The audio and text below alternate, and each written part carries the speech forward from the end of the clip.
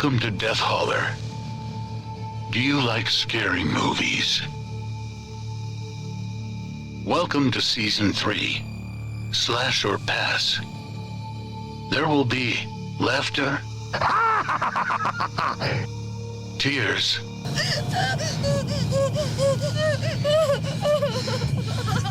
tender moments. Jason,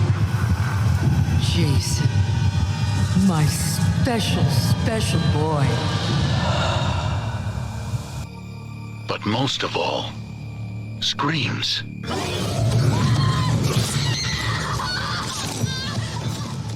Remember, when you're in Death Holler, listener discretion is always advised. We hope you have a killer time.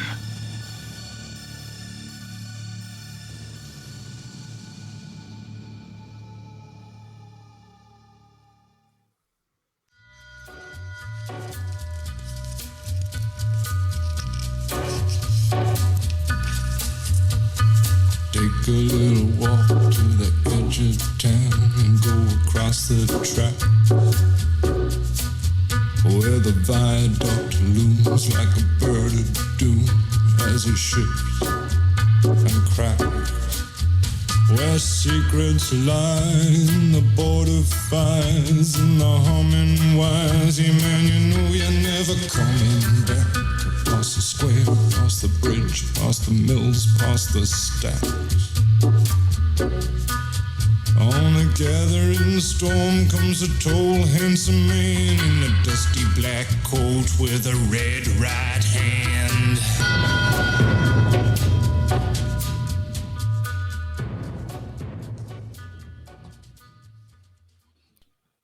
And with that, we're back, everybody. Welcome back to Death Holler. I'm your host, Reverend Dr. Death, and joining me as always is La Urena.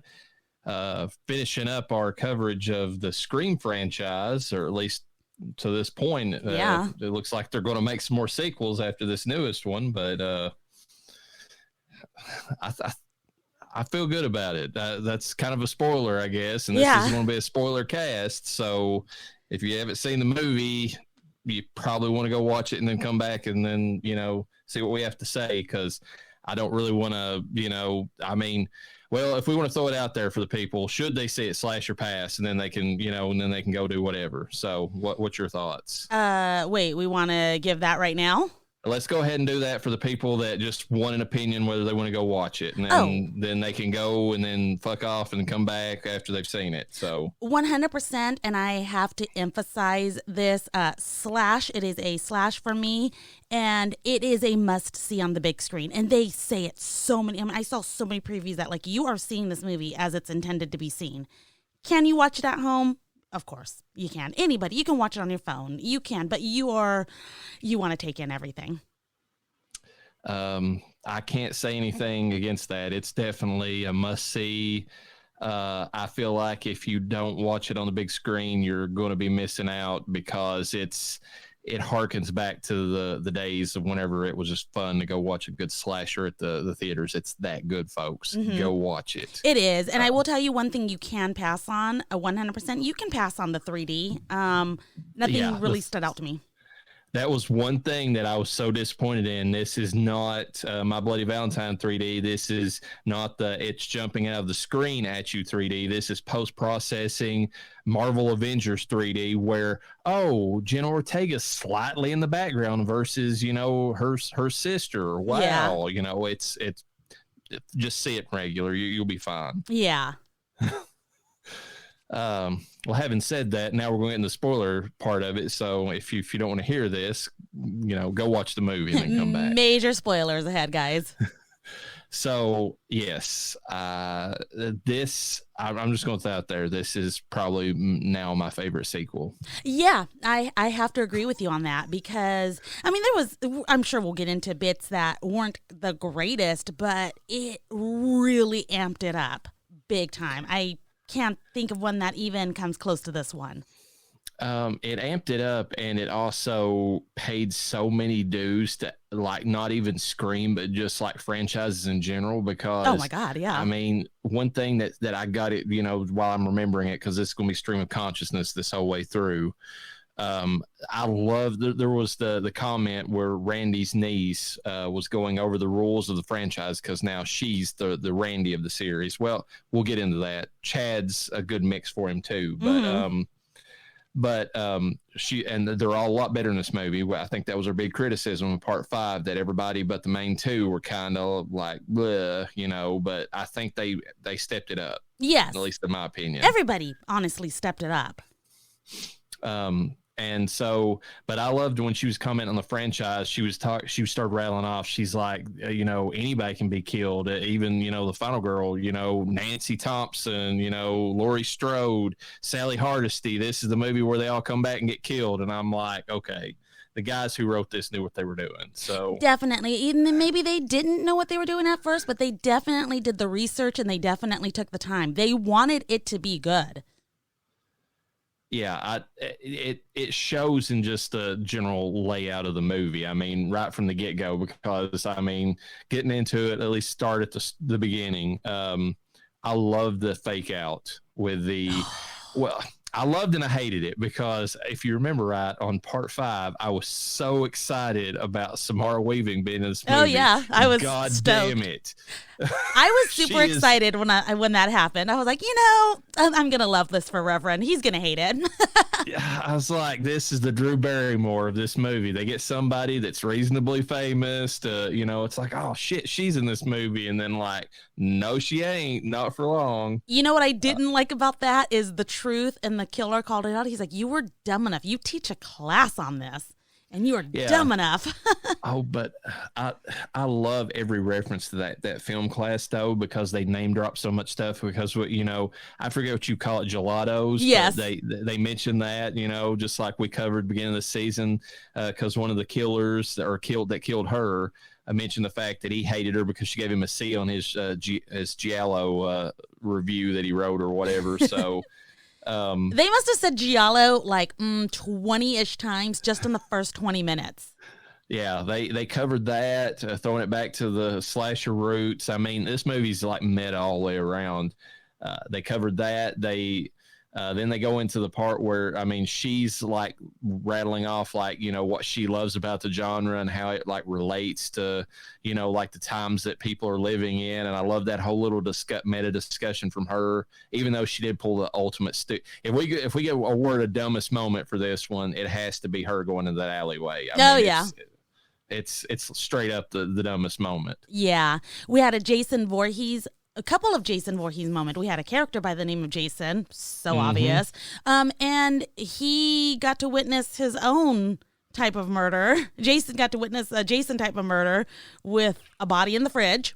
Yes, and that was actually that harkened back to Friday 2, which is funny because at the end of the movie, that's what I believe toward the end of the movie, Minnie, which is, or Mindy, I believe is her name, Randy's niece, her and Kirby, who's back in the movie, you know, surprise.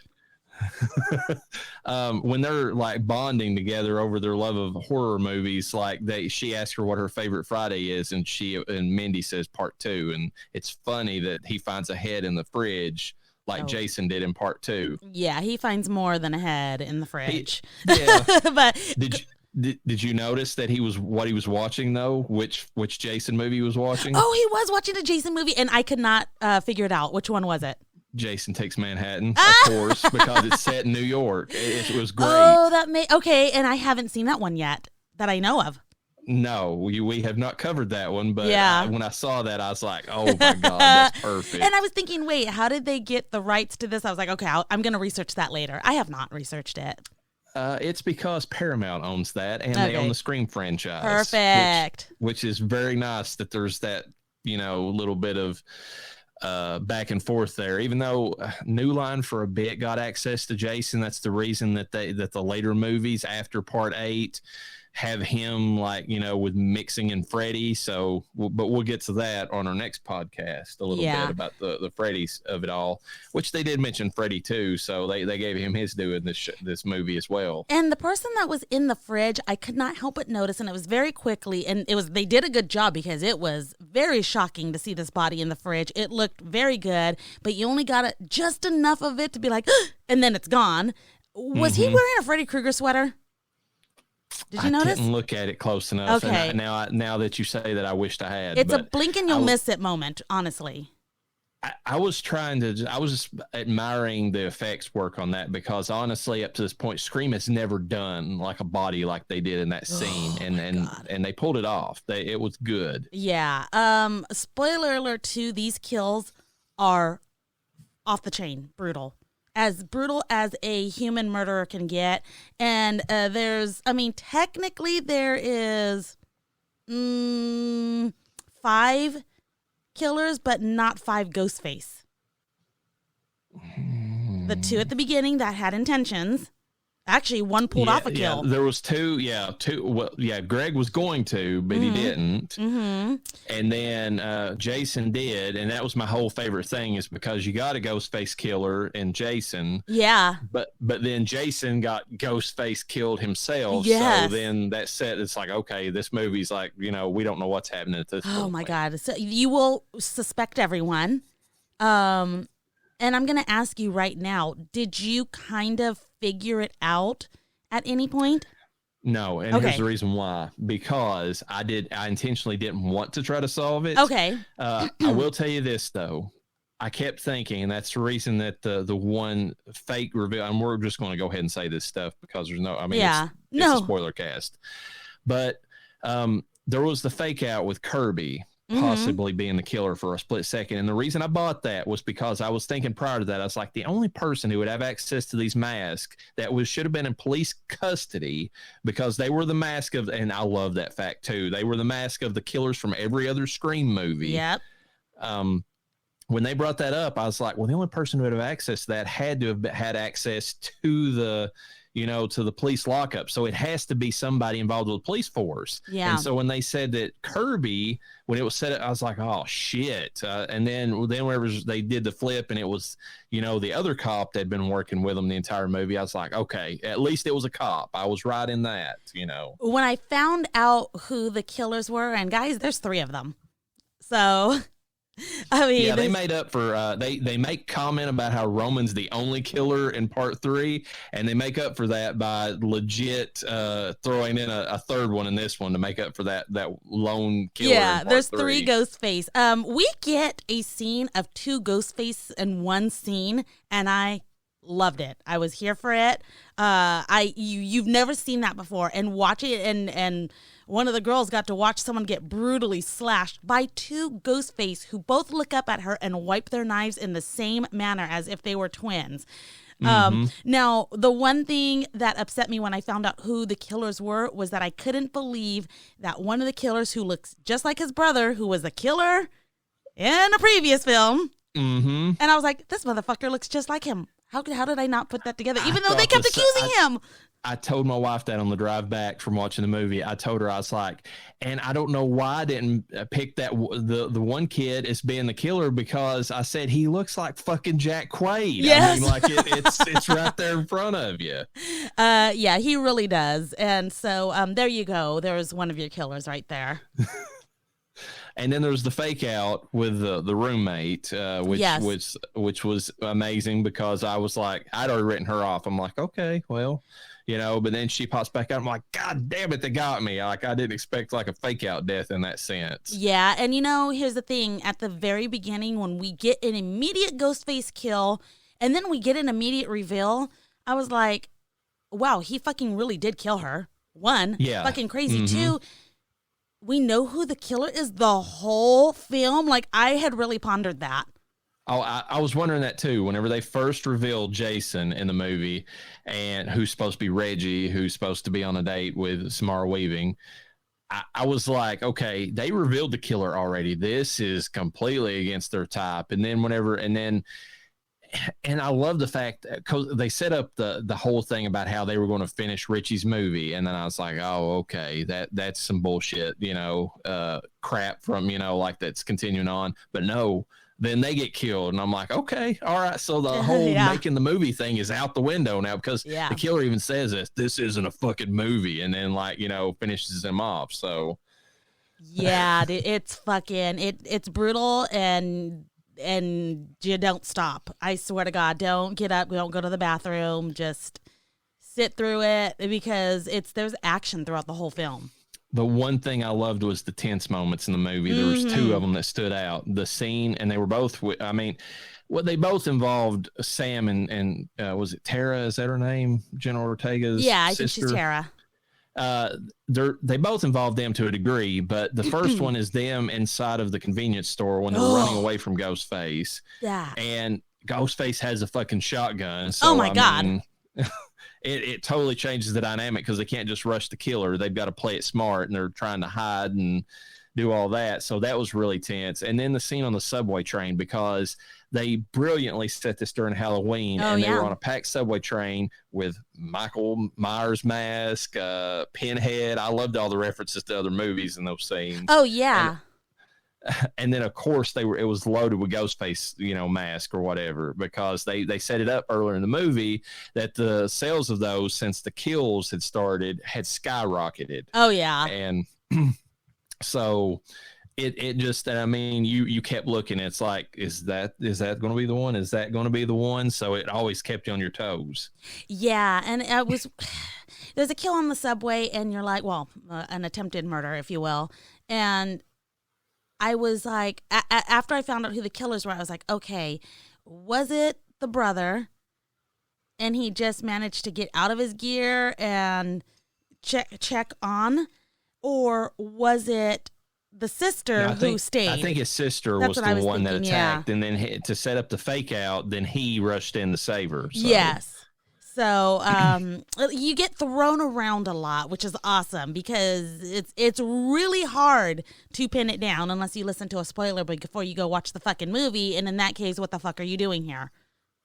Oh, speaking of that, I did have something spoiled right before I went and watched the movie. Like literally 30 to 40 minutes before I went to watch it, I had something spoiled. So I was on Facebook and I saw that post about the fact that this movie is like breaking franchise records. Mm-hmm. And I tagged you in it. Yes.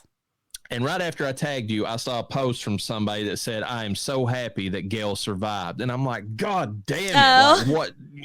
I was like, and then when I was watching the movie, they set it up so perfectly. It's like, oh God, they killed her this time. And then, that last second, it's like, we still got a pulse.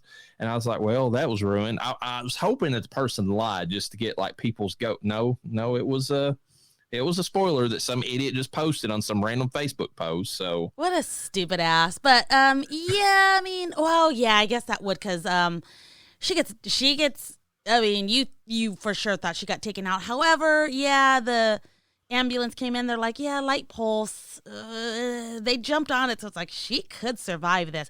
What I am surprised is that Chad survived getting brutally slashed by two at the same time.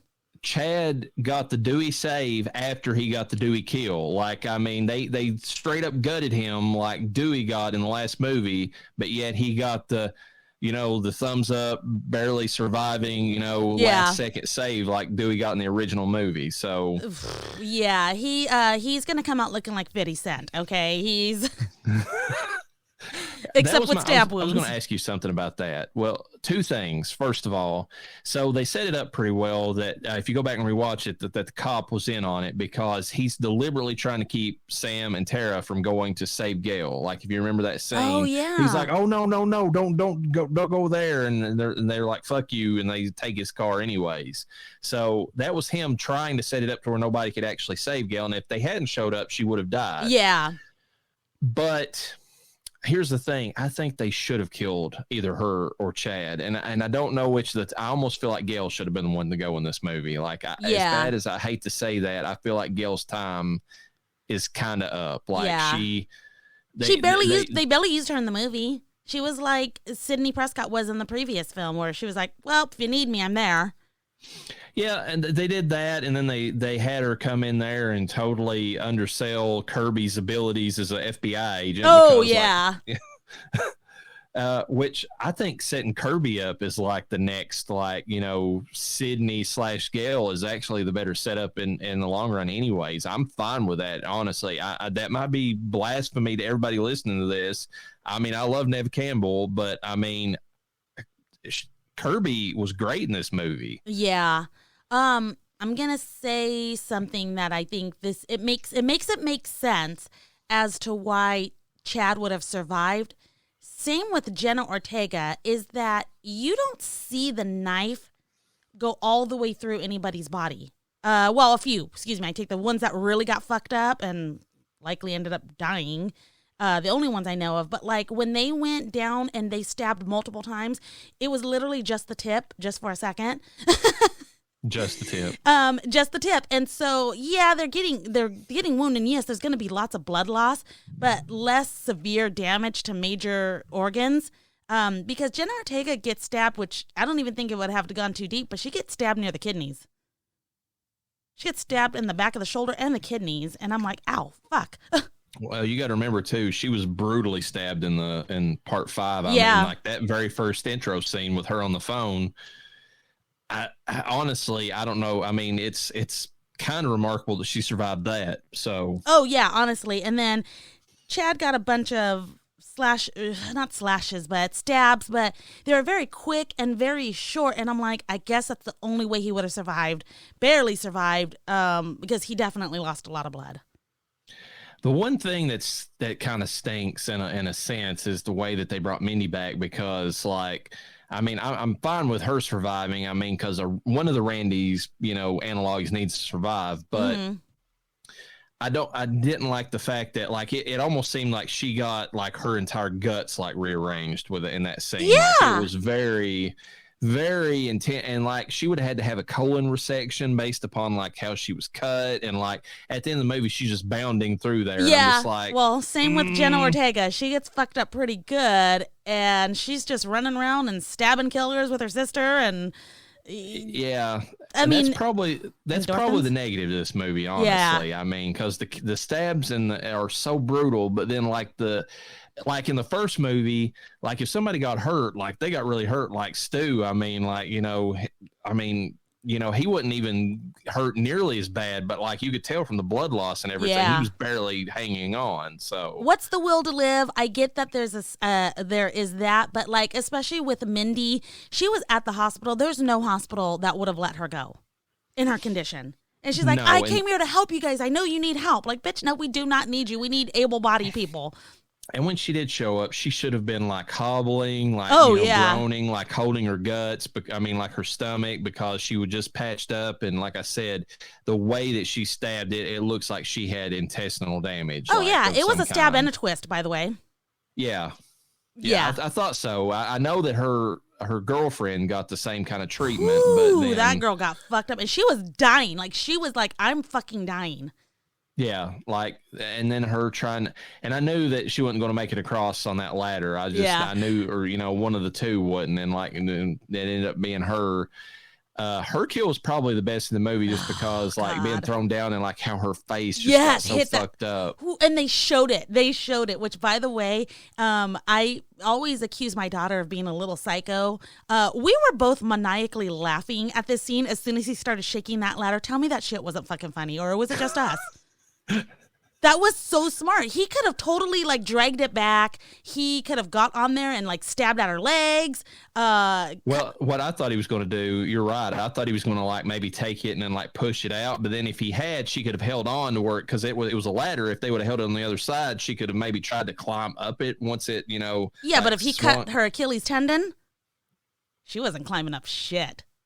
Oh, I don't remember her getting that cut. No, she didn't. If he did, I thought that's what he was going to do. But instead, he starts shaking the ladder, and little Lucifina and I just started, like, this is going to happen. We're going to see this bitch go down. Yeah, like literally just like thumping the ladder up and down to get her to, and it looked fall so off of it. Real. It was so good. Like, I mean, because it was real, but it was just... Oh, this is too easy. Like, you couldn't see it in his face, but you could see it in the movements. Like, oh, fucking, like fish in a barrel, dude. And just going back to it, because I mentioned the two things about the Randys, what's on my mind. Chad really stepped up and picked up the portion of Randy's personality, I feel like, or, Jamie Kennedy's in this, where especially in the scene where he's talking to what ends up being one of the killers, but, his roommate, and he's like trying to coach him into like getting a girl. that whole conversation just seemed like something that Jamie Kennedy would like roll off the cuff or something. Oh, like yeah. I was getting a lot of vibes of that from him, and it was a big step up from the last movie because he was just kind of there in part 5. But in this one, I'm like, I saw the personality coming through. It was geeky, but it was confident geeky, and I'm like, I like that. I like where they're going with that character. Yeah. Yeah, a lot of good character build-up. I didn't like the Randy twins, to be honest with you. Yes, they did step it up. I'm going to at least say that. Well, that's the one negative I have is the fact that they stepped the Randy personality with Chad, but then like Mindy basically just gets like the I'm the horror nerd expert part of Randy's. And then I don't, especially with Kirby back, I don't know that we need that. Like, I mean, you know, we didn't. She could have died. Yeah, I mean that scene on the train that could have been fine if she would have like exited the movie. I like the fact that they set up the core 4 as part of it, like going to the next movie, because when one of them dies, it's going to be probably more brutal now because they allowed them to survive. Yeah. But yeah, one of the two Randys could have went because they're trying to play two sides to Randy's personality, and I think one of them could fully embrace that and just move on if they went that route. They set up in one of the trailers, and I don't remember hearing it in the movie. In the trailer, they set it up when Ghostface was going after Gale, like, I'm not a usual, Ghostface killer. I'm a different kind of killer. And I was like, is he fucking supernatural or something? Is he an actual Ghostface? Like, what the fuck? And I didn't see that at all in the film. Did you?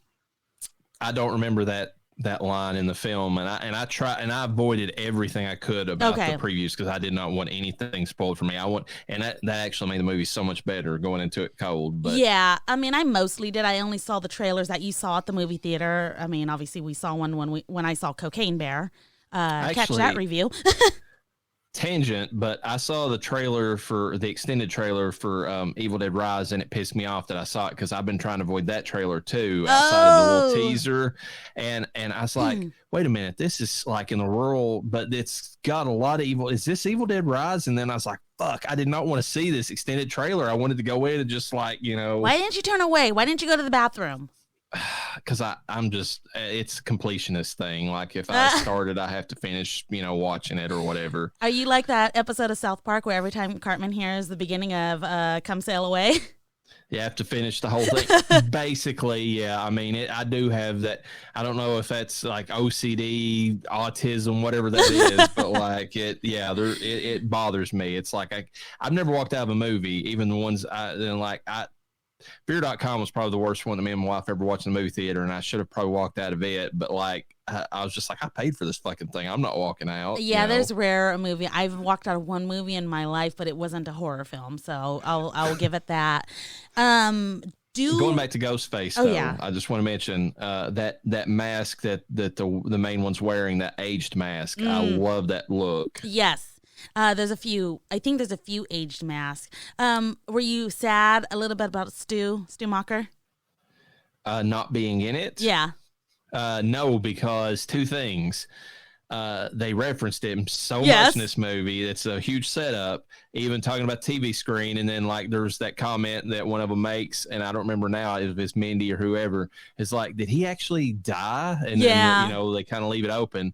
And then Matthew Lillard was recently interviewed at a convention, and they asked him, they's like, are you in the new Scream? And he's like, I'm not currently. Yes. In Scream. And they were like, do you care to repeat that? And he's like, I'm not currently in Scream. And that's all he would say. Yeah. So good on him. I would say that anyways, even if I wasn't even hired to be in any of the newer ones. But I really think they're setting up Stu to be the ultimate villain in the last if this is a trilogy, which I'm assuming it is, it would be fan service, to be honest with you, because how do you hide the fact that someone like that died? Like, did they not have a funeral for him? That would be all over the place. They would have been discussing it for years. Well, Stu never died, we don't know what happened to him, or blah blah, or he was in the mental institution. They've never discussed that. Yeah, they've never brought it back up. I mean, like we said in part 3, the one of the rewrites of it was originally going to have him in prison, and then he was going to orchestrate the kills from prison, but then they done away with that whole plot because it involved using high schoolers and Columbine, and so, but they've never went back and referenced him otherwise. This is the first movie that really is like what about Stu? Well, they set it up in 5 too. That's no reason why I think he's going to be the killer in the 7th one, because it was his nephew that was killed first in that movie, if you remember, to the Red Right Hand song. And they made a big point. It's like, well, Stu's nephew, and I'm like, well, why are they bringing Stu back into this? Yeah.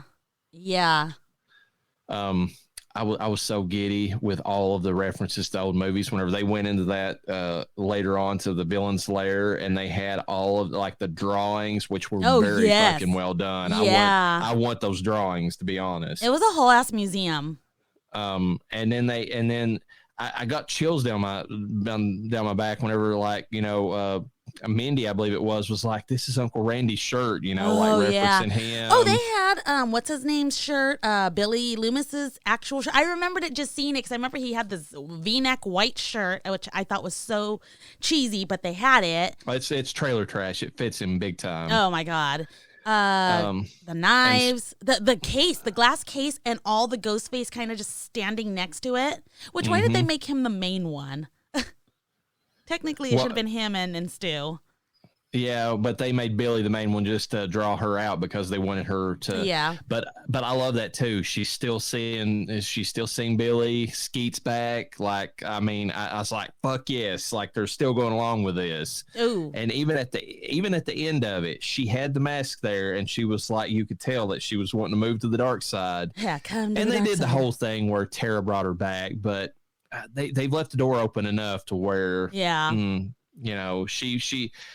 If Stu can, Stu might be if he might be the kind of mastermind, if they bring him back, that tries to bring the Billy out of her. If you understand what I'm saying, like, she's definitely got the devil inside. Yeah, and not the way that the person in this or the guy in this movie did, but like more of an insidious way of bringing her out. That way. Oh yeah. Did you get to see the music video? I did not watch that. Sorry, the Demi Lovato. I did not see that. Wait, they didn't play it at the beginning of your movie? No, it did not. Okay. They played some fucking Jennifer Lawrence movie trailer before this one. That looks awful. Yeah. Like, that is some horse shit. Like, I don't care if she is the first woman to ever do anything in cinema. Like, this movie is fucking shit. How dare you talk about Our Lady and Savior? She might have been the first final girl, but her new movie looks like dog shit. Like, she is legit like an Uber driver hired to be an escort to a very, very young man. It's very creepy. pedo-like, to be honest. Switch it around is all I gotta say. Have a mom hire a fucking male prostitute, an older male prostitute, to bring the whore out of her daughter. Yeah.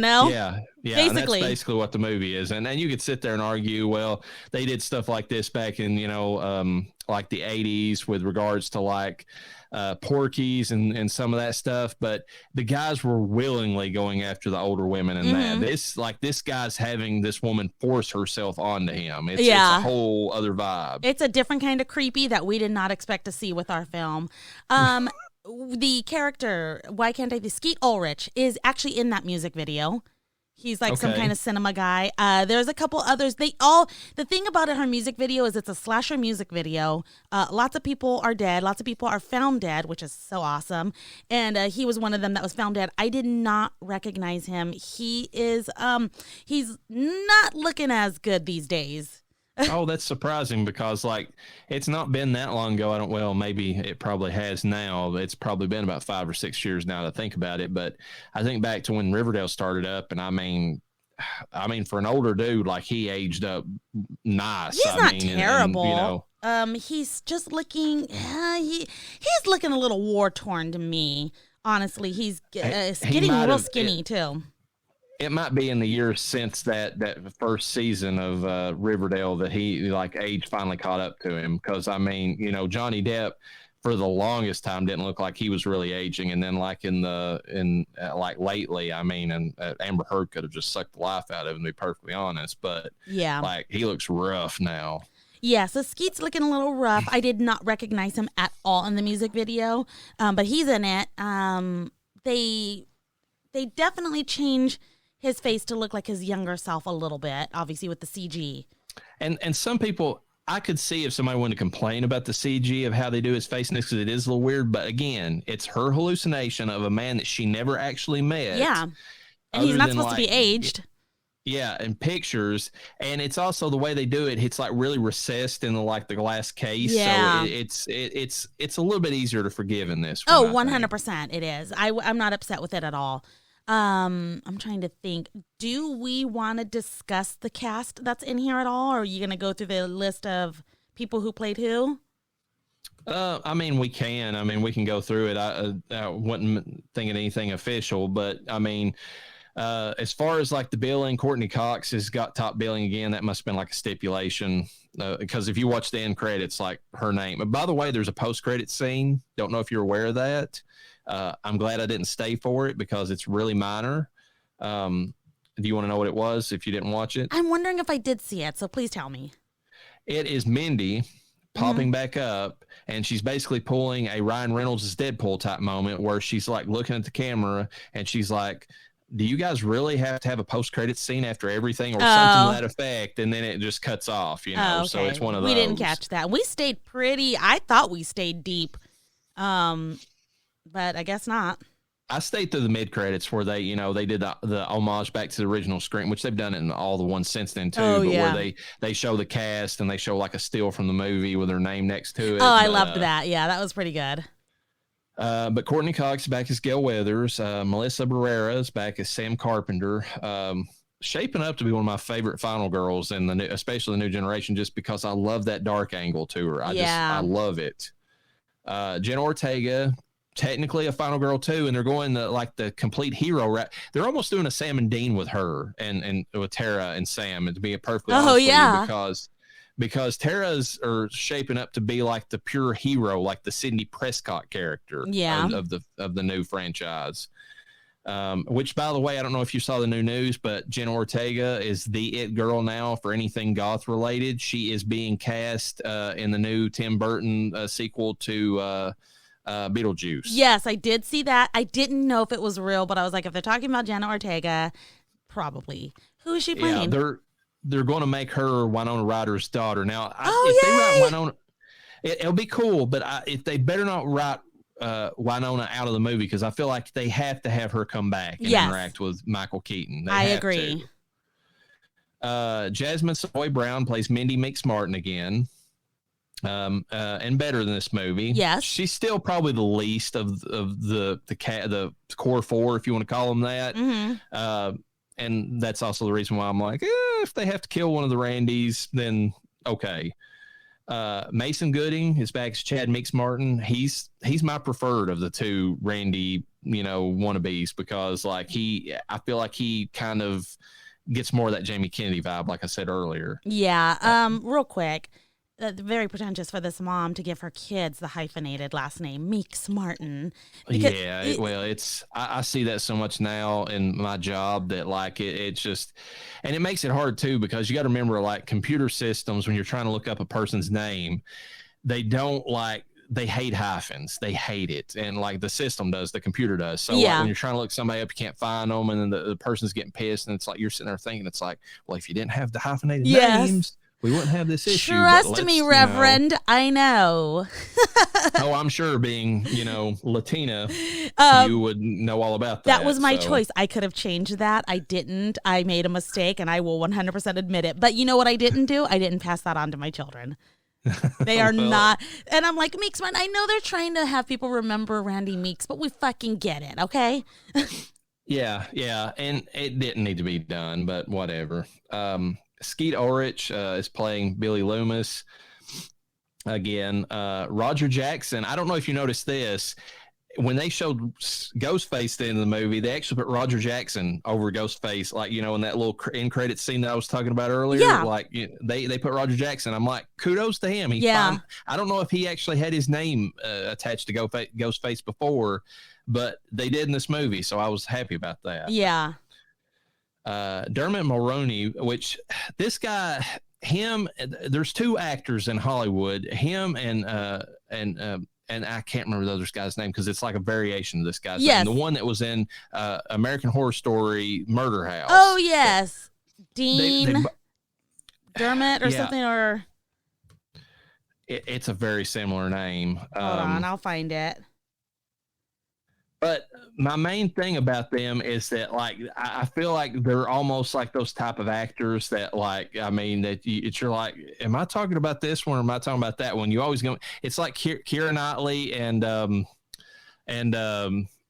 what am I blanking on her name from Star Wars? Oh, that played, Princess Queen Leia. Amidala. Yeah. Oh, look at us. We have two different. It's like Dylan they look McDermott. alike, you know. And it's one of those things. It's just like it's when I saw this guy, I kept thinking, I was like, where have I saw him from? Like, but he's been in a ton of stuff, so it wouldn't surprise me if that. Dylan McDermott is his name, by the way. Which I did scream out. And I can't get. Is it Natalie Portman? Natalie Portman, yes, yeah, that is who I was trying to think of. Yeah, her and Keira Knightley, like, especially there for a time, like they even looked alike. Like, it was really weird. Which, by the way, I saw some kind of thing from Keira Knightley, and it was one of those things that you just groan when you see it. Like, it was this comment saying that she wishes that she had never been like she had never allowed them to sexualize her and make her like a sex icon. And I'm just like, please. In what? She's gorgeous anyway. She was going to be a sex icon if she was just standing there. I'm sorry. Yeah, but she tried to say that because of some of the things, the way that they, in the Pirates movies, that the way they portrayed her, that she ended up becoming more sexualized, and she feels like that typecast her. And I'm just like, you always hear that bullshit from very attractive actresses. And it's like, I wished I could complain about something like that. It's like, oh, I'm just so pretty. I wish they hadn't done that to me, Yeah. Shut up. Jack Champion plays Ethan Landry, who is looks like Jack Quaid for a reason. Oh my God, it's so funny. They did a really good job with that casting. Yeah, they really did. I feel like that guy's got a career ahead of him, that Jack Champion, because he had screen presence. Like, every time he popped up on screen, like, he reminded me of somebody I've seen in like another actor. Oh yeah, not Jack Quaid specifically, but somebody else. And I'm just like, he's got that face that fits like that type of role that you're looking for. Oh yeah, for sure. And he plays the goofy kid so well, and he plays the psycho murder so well. Yeah, he really did both. He's of going them. places, I think. Yeah, I think he's going to be. I think this movie's going to give him like some outs to go in different directions. I hope so. Josh Segarra plays Danny Brackett. I was really impressed by that guy. You don't normally get a strong male character in like most modern movies, like a straight up like protective, macho type. And this guy played that to a T, and then they didn't make him bumbling. They didn't make him stupid like they always do. He was a competent, alpha guy. That's what he was. He unwillingly walked away from the situation too when he was told to, out of respect for her. But he was fucking terrified for her, and he did, but he didn't. He was like, "I'm gonna walk away, but I'm gonna send you some backup." And he even told her, he said, he made the comment to her. He's like, I totally respect why you're doing this. He said, but then he let her know that he still cared about her. And I'm like, you don't get that kind of character from Hollywood anymore. It was surprising. I thought he was going to die. And they kept calling him hot guy in the film, which was so funny. Yeah, especially from Jenna Ortega. I want to make a comment about her in this movie. Like, I don't know what to think about her. Like, some of the scenes, like early on in the movie, especially when they had like, I can't remember how Chad phrased it, but it was date rape Frank or Frankie or whatever. Yeah. Like, when she was with him, she looked like a child, and I'm just like, okay, this is creepy. But then there's those scenes, especially with her and Chad, where they were almost kissing, and it's like, she's hot again. Like, I don't know what to think about her. It's like she can turn that, like, that sex, sexualized, type behavior on, and just like in an instant. Yeah, and that's really good that she's got a wide range. I was thinking too today. I saw a picture of her. My husband absolutely. I'm not allowed to wear red lipstick. It makes me look, I guess, too chola, too Mexican or whatever. Like the Mexican women in my family who wear tacky makeup. He can't handle it, and I don't blame him. He's been traumatized. folks. So you have to give him at least that. And I can wear red lipstick if I want to. He just doesn't prefer it, and I don't like to do things like that he doesn't prefer, you know? But going back to that, Jenna Ortega was wearing a red lipstick. I thought she looked amazing in it, but I also thought it made her look like an older woman. I would have guessed this photo, she looked like she was probably around 36, but she looked like a young 36, where if you told someone, I'm 36 years old, they'd be like, oh, really? I would have guessed young 20s. You know, or 20s, late 20s. But I was like, it really aged her a lot. And I was like, she's got one of those faces where sometimes she looks like a baby and sometimes she looks like an older woman. And I was like, this is so weird. And I think you're right. I think the makeup makes a huge difference because I feel like she was almost sans makeup, like whenever she was at the party, and it made her look like a child. And then like later, it was just like almost like the vamp came out of her, and it's just like okay. I mean, I don't. It's just really confusing with her. Well, in the creepiest way possible. This is why I say she'll do real good in Hollywood. Unfortunately, yes. In that sense, I'm happy for her, but unfortunate in the way that comes about. Liana Liberato plays Quinn Bailey in this.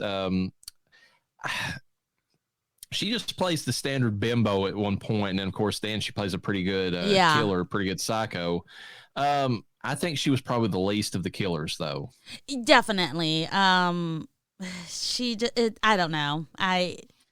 I wasn't thrilled when I found out it was her, and I also I wasn't anything when I found her. I wasn't surprised. I wasn't unsurprised. I wasn't anything. I was just like, ugh, okay.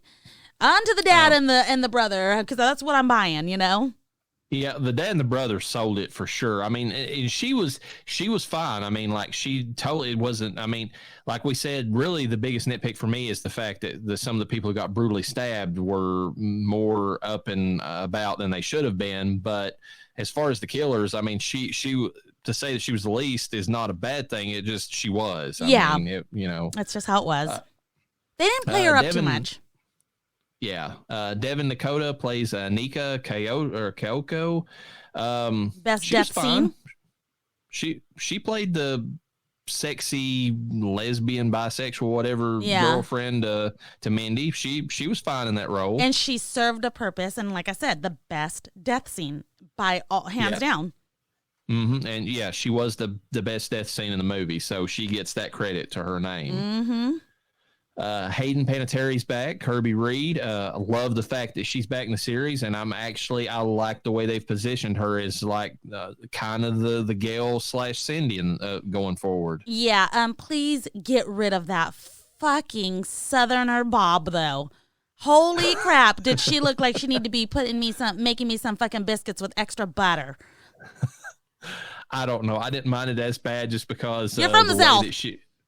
The way that she was wearing her jacket and prominently displaying those tatas, I was perfectly fine. You're with the worst. So. Which, by the way, best boobs, covered boobs, but best. Yeah, for sure. I mean, even if they were covered. Tony Revolori plays Jason Carvey, gets carved up at the beginning of the movie. Samara Weaving plays Laura Crane. Died too soon. Gone too soon. And Andre Anthony plays Frankie. Irrelevant. Got tased to the nuts. Man, that would hurt. Oh, my God. And then Henry Czerny plays Dr. Christopher Stone. I had a major beef with that guy. I mean, who is sitting there listening to he knows her past. He's read about her. Yeah. And then when she opens up, then he gets scared of her. Like, what the fuck? Too much. Like, seriously. Oh, I was glad when he died. Yeah. I mean, one of the worst psychologists you could possibly have in a movie. Like, I mean, just outright bad. And it was funny because he was not, when Ghostface was at the door, but you didn't know it was Ghost. Well, we knew it was Ghostface, but he didn't quite. He's like, it's a little early for Halloween. So you can't even see through those windows that are on your door. Like, what do you mean it's early for Halloween? Like, shut up. Yeah. I'm trying to figure out what movie he was watching. Was it Invasion of the Body Snatchers or something? It kind of looked like that, like the old version, like what was on his TV screen that he was watching that night. Don't know. I'm not. Yeah, I wasn't in that. I was just like, oh, he's gonna die. And then directors are the same as the last film, which they're doing a bang up job. Matt Bertinelli Olpin and Tyler Gillette. Mm-hmm. And then the writers, James Vanderbilt and Guy Busick, I gotta give them credit. I love the story in this. Oh, yeah. Really did. I like where they took it for sure. I mean, you did not feel safe in this movie. If you were in the shoes of the characters, no one felt safe. But I just I love the through story that they're doing, because like as soon as I saw like that like when Sam answers the phone for the first time from the killer and somebody is using Richie's old number, I was like, that's brilliant. That is fucking brilliant. Brilliant and fucked up. And I was like, how did they get their hands on that? But it makes so much sense because it's the dad and the brother and the sister. Yeah. I sent to Cody, I was like, you have to watch this movie. And then he's like, do I have to watch part 5? Or he said, can I skip part 5 or is it relevant? And I was like, oh, it's very relevant. I didn't want to try to hint that, but I was like, but if you don't watch it, I mean, even if you don't go the route of like figuring out that it's Richie's family and there's a connection there, without, I mean, the Richie connection of it, you know, the mention, you know, like how Gail reacts to seeing like, you know, stuff from Dewey, like later on. None of that hits home as much if you've not watched part 5. It really does. And it's not the worst of the sequels to watch either. So no, it's not part 3. No, by any means. I like the fact they took the piss out of Roman Bridger though. Like that's messed up. I did not like. I thought that story was okay. I could see a movie producer pulling that off, is what I'm getting at, you know, depending on how well you know the art. But it was impossible. He shouldn't have been able to go in all the places. He teleported. He was the only ghost face that teleported. What are you trying to say? No, I'm just kidding. But I do like I mean, I don't know like how much the Red Right Hand was back in it. The music was pretty decent in this movie overall. Music was decent in the movie for sure. Fit the times, and not so much that you're like, I mean, you didn't have that. I guess, well, okay, I told you and I sent you photos. I did say that Demi Lovato did make a special. It's called Still Alive. And we were just talking about this, is where's the music that you used to get with films? And I'll be damned if I didn't, you know, enjoy not only the music video, but enjoy the song. It wasn't half bad at all, actually. And it really brought back, I don't know, a lot of nostalgia for me of, man, like this is what it used to be like. We used to get a badass song or a cool song in relation to the movie. They would use that to promote the movie. Now, they didn't do that for this film. At least I haven't seen it prior to actually going to I went to an early premiere. I got to see the movie before a lot of public audiences got to see it with the fan event that I went to. So I don't know. I was happy with that. Would I have been happy if it was someone else? I guess, but she pulled it off, you know? I'm going to give her credit where credit's due, despite how stupid she is over sugar-free ice cream.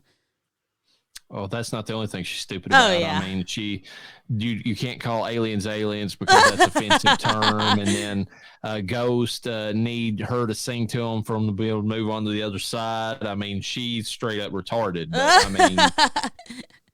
Yeah, but I don't know. It looks like she's been on her meds. So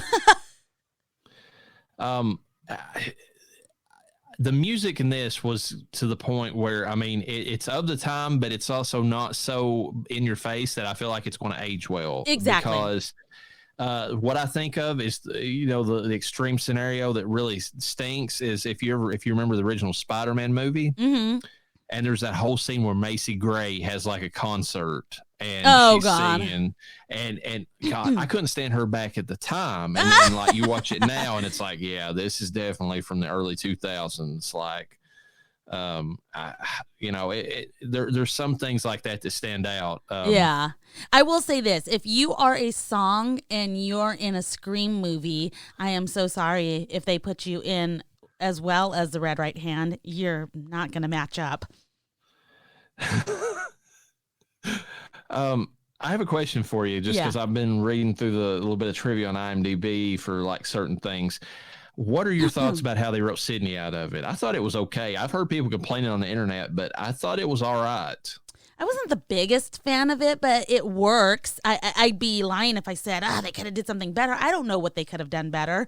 I mean, it was quick and simple. It was Yeah. like, oh, she was really worried about her and her family, so her and Mark are like bunkered up somewhere. Yeah, It's they like, deserve okay. their happy ending. And it's like, don't tell me it's over. That part probably didn't need to be said, Yeah. honestly, but Yeah, and so why are you here, Gail? Like, it really didn't get I want to help. No, like, yes, you want the story too, and it was the typical Gail story. She shows up for an exclusive with the girls, and then she just gets wound into helping, and she got fucked up. Although I've seen her get fucked up worse in other films, I feel like. Well, maybe not, actually. I don't know. They also didn't use her very much in the film, too. I feel like she was just available when she was available, Yeah, I kind of feel like that she just did this as like a, peace offering to like, maybe she felt like to the fans, but also, I mean, because I feel like without David Arquette there, I don't know that she really has the heart to keep doing these, to be honest. Yeah, she's and the Even if age they are is separated, really I showing, mean. and they're putting her up with some really young ass kids. There's no one older left with her. Yeah, she's like, and it makes her look so much worse too, because we mentioned it the last, movie, like she's aged so much worse than like Nev Campbell. Yeah. And amongst these fresh faced younger women, like it's just like, She's gotta hate it. I was like, she doesn't look terrible. I'm giving you she looks better than a lot of women her age do. But she she's looks also better than Madonna. Well, but Yes. that's not saying anything for anybody. Well, you I'm can just tell saying. she stopped with the face work too. Courtney Cox has definitely stopped. She went through that, whatever she went through, wasn't happy with it. She's definitely stopped. You can tell. I can't tell you how disappointed I was, like, between when she first did that, because like, like Scream and Scream 2, gorgeous woman, and like most of the run of Friends, like all throughout that, just she was so beautiful. And then like you watch Cougar Town, it's like, what the fuck did you do to your face? Yeah. Like, what is this? Well, she was going through the midlife crisis with the divorce and everything. So I get it. Like, you think you have to change. You think it's going to be great. It wasn't. Her face was so cute. She could have got away with graceful aging for sure, but she also can afford to have those crazy chemical pills and those laser things that women get that keep their face looking fresh without changing their entire face. You can get a fucking shot in your chin that makes the double chin go away.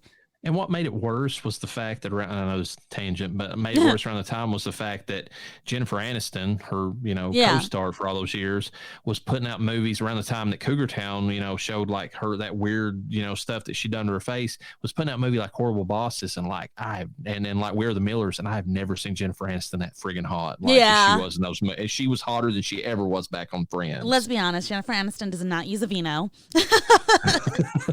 But she probably does the proper treatments that you can do that slows down the aging process or reverses some of it to a degree, And I think Courtney Cox could have got away with that, but she did what she did.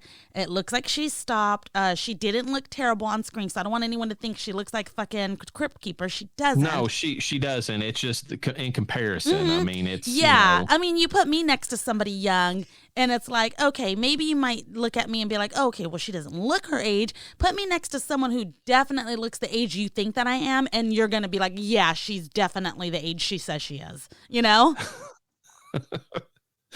I was reading this, like apparently they wanted Kirby to be back sooner, and actually she's gonna be back in part 5, but they couldn't find her. Like they straight up could not find the actress Hayden Panettiere, like, and they finally got in contact with her in like 2019, and that's how they finally got all this stuff set up. But like it was for years they didn't even know where she was at. Well, yeah, I told you she was kind of going through some shit. Yeah. So I hope it seems like it's all handled now. I know she gets to see her child whenever. I think her and her baby daddy have a good relationship, co-parenting, if you will, but he's got full custody of that child. So yeah, which means a lot. I mean, if that's the case, that what she's went through. I didn't realize this, but they said somebody mentioned on here that when at the frat party where Tara's at the beginning of the movie, somebody's dressed up as Wednesday. Oh, I did see that. I did see that. I was like, oh, so cheesy. Whatever. But yeah, it's Kevin Williamson's like quoted on here saying that his thoughts on it, that to him it doesn't feel like a part 6. It feels like you're watching this big, huge, fresh reinvention, and he loved it. I mean, that's big praise coming from the guy who wrote the original movie. It he does said feel that I that watched way. this movie with a big smile on my face. I think it's everything and more. And moving to New York was awesome. The movie feels new. It feels fresh. It feels like a new movie. Yeah. You know, the children are excited for Ghostface, and I have to commend parents like me who have kind of raised them on these kind of films. So they're just like, it's like they have plushies of Ghostface. These are things we wouldn't have had as kids. We would have had those weird little mecha toys if our parents let us get our grimy hands on one of those, you know, as a collectible. But they have all these cool things that kids can collect that's Ghostface. So the kids have been enthused about it. Now these kids are growing up, and these are the movies they get to see that we got to see at this age. And I think that is so amazing for them because that's so hard to come across these days. Think about it. Good horror films, especially a slasher. How many good ones besides the old ones are these kids getting? They're getting a couple, actually. I think this might mark like the Renaissance, to be perfectly honest with you, because this movie is doing so well and getting so much praise. I feel like that there's going to be, especially with other studios hurting right now for like the movies that they're putting out, they're going to realize the old standard. When in doubt, make a horror movie. You can make it on the cheap, and you can make a lot of money. And we might be on the verge of getting. I mean, it can go the other way. I mean, you know, studios could. But I think that from what we're seeing with Ant-Man, the superhero craze is finally winding down and on the verge of crashing. And I think horror might be entering a new cycle again. Yeah. And unofficially from the hubby, because I think he liked the Friday the 13th remake. Unofficially, and I won't say a lot or anything. I have to hear it back again. And I think he liked the Friday or the Nightmare on Elm Street remake as well. He has said that he did like that, and which surprised me because I figured he would have been more critical of it, but it makes me now actually excited when we go to review that here soon. Yeah, so that's coming up literally, well, tomorrow for us, but very soon for you guys as well. So. Yeah, well, it's going to be the first 3 movies, but we'll make our way to the remake. We'll make our way downtown. But yeah, it's I was just really impressed by this movie. I mean, you know, kind of wrapping things up as far as this goes. I mean, because I think we've kind of covered, you know, most of the stuff in it. I'm just really, I'd heard good things. I tried not to be overhyped. I went into it and I'm like, this is fucking good. This is like a good sequel to it's still not better than part 1, but it's so good. I think it might be my favorite sequel now. Yeah, honestly. It's. I mean, like, I almost want to be like it's better than part 2, but part 2 was it really was a different Scream franchise, you know? Yeah. You had different characters, you had different Ghostface. I mean, and that's the cool part of the Ghostface is that you get these psycho people. Now, this was the same story, different day for me in terms of fucked up family. Oh boy, is that a running thing with the Ghostface killers? Got some fucked up family, you know? That's true. You're gonna be in a whole new world, literally, whenever you start reviewing Nightmare here. Oh God! The next time that we cover all this. Oh, for sure. A totally different scenario in that case. Yes. You're talking about a revenge hobo coming back and. Oh God. But I don't know. I can't like stress enough how much I enjoyed this. Like I was watching it and just like, and especially it is so satisfying at the end of the movie. Like some of the kills, like, you know, Tara gets a good one, or even though it doesn't technically kill him on the guy. And then like, and on the father, you know, of course, like Sam does her thing and got that brutal Billy stab action going on. I loved it. Yeah. I mean, I don't think we can stress enough how much we highly recommend going and watching it. If you haven't, we really hope you didn't listen to this before you watched it. It's not worth it. No. It's we just wanted to do this as a final roundup, but also as like, anybody that wanted to kind of like join in and kind of celebrate, how nice it is to have a good slasher back on the screen. Yeah, a good one for the children, because think of the children. And it's not woke. I mean, it's got a diverse cast, which isn't a bad thing if you develop them and that sort of thing. It's got obviously a lesbian couple in the sense of Mindy and her girlfriend, but it's well done in the movie. Like they actually are a good couple for each other. Like, and one of them dies real good. And then, of course, like I said, you have the strong male, which in every other movie, like, I don't know, another tangent, but like, I know you're big into Star Wars. Like I heard about the recent episode of Mando where he literally gets saved by everybody, like over the course of the episode, like, and he can't do shit for himself. That kills me that they're doing that with characters like that. Yeah, I haven't watched the series yet. I think we're gonna watch it when the whole thing is released. I might start watching it here and there, but I actually haven't heard that. I've been pretty good about not catching spoilers of anything lately, which is strange because I love a spoiler. But even with Scream, just like you, once I saw an article that said Scream movie, and I was like, that's it. Nope, because I knew I was going to get the opportunity to see it before most people. And I was like, okay, well, you're already going to see it, so you don't need to read this. So I didn't even finish the rest of the title of the article so that I didn't hear whether it was good or bad. Yeah, that's what I've been trying to do, just because I was like, I started seeing the positive reviews, and I'm like, that's it. I don't need to see anything else. That I just wanted confirmation. I kind of liked where they were going with the last one. This one's doing better. That's even better for me. Let's watch this. Very enjoyable. It's almost one of those movies where I would like, if I found out one of my friends was going, they're like, hey, I don't have anyone to go with. Yeah, I'll go with you. Yeah, it's one that I want to go back and rewatch, like especially since it's set on Halloween. Oh yeah, perfect. Perfect. Oh my God, it was beautiful. Did you see it in 3D as well?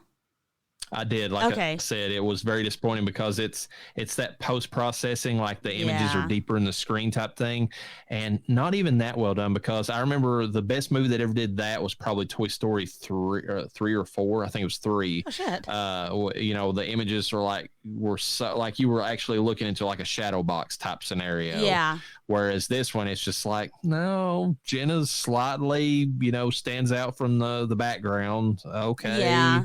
Nothing flies at you, which kind of sucks. At the beginning, you kind of get that with it's not even the beginning of the film. It's like the, I don't know, like the studio, graphics at the beginning that, I was getting ready to say, this type of processing, the thing that stands out the most is always credits. Yes. Like, especially at the beginning of like those pop out of the screen, everything else just kind of, which is weird because I've had that effect happen on just like 2D screens. Like, I don't know if you've ever seen this, but like when you're scrolling through Facebook, if there is like a black image but has red letters on it, there is like an optical illusion that happens on like a cell phone where the red just kind of stands out on top of the black, and it's like almost but it's the same effect you get in the movie. So. Yeah. No, I've noticed that too. Yeah, I was like sitting there. Now, the kids and the hubby really enjoyed it in 3D. They're like, that was pretty good. And I'm like, I know I'm not one to be able to say this, but I'm going to anyways. I didn't really notice anything great. I didn't hate it, but you pay more to see it in 3D, and then you don't have to. And then you have to go through the annoyance of wearing the glasses. Like I was constantly having to readjust them. And when you wear glasses like I do anyways, it's like because they don't stick to your ears because your glasses are already there, Yeah, my daughter did mention that, which was funny because I wore contacts. Tried to get contacts for little Lisafina, but somebody, the little Miss Macabre, didn't want to touch her eyeball. So there, there's part of the normal one coming out. Yeah, I can't really blame her in that.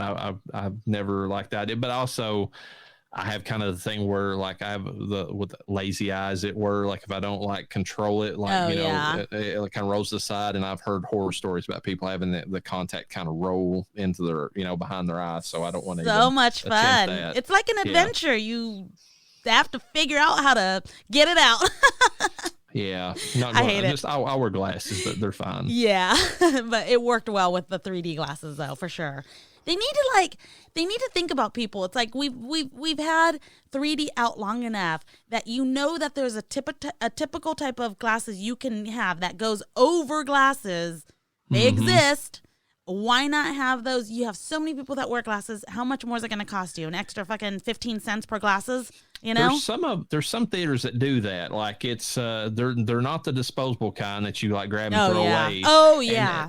And because we had a theater in another place that we used to live at where they did the ones that they had to charge up and like reuse, which are, you know, especially post COVID, you know, that's a whole other thing. Yeah.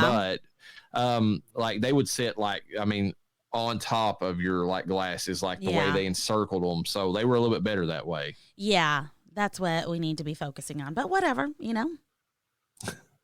But the gist of the whole review, go watch it. Great film in the franchise, pays homage to everything before it. I almost feel like we did ourselves a service by doing the marathon review that we did. Yeah. I mean, I really do think that helped a lot. Yeah. In my enjoyment of this movie. We got it out at the right time, and getting this out fast while it's still in theaters, I think is going to be pretty helpful in terms, hopefully for us, you know. In terms of getting us out there, but oh man, such a good fucking sequel. I don't have anything else to add, so if you don't, then I think we're ready to wrap it up. Oh yeah, I'm ready to roll. And with that, peace be with you. And with your spirit.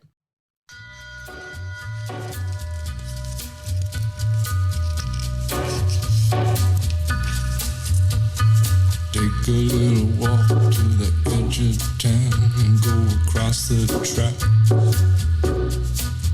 where the viaduct looms like a bird of doom as it shifts and cracks, where secrets lie in the border fires and the humming wires. Yeah, man, you know you're never coming back. Past the square, past the bridge, past the mills, past the stacks. On a gathering storm comes a tall, handsome man in a dusty black coat with a red right hand.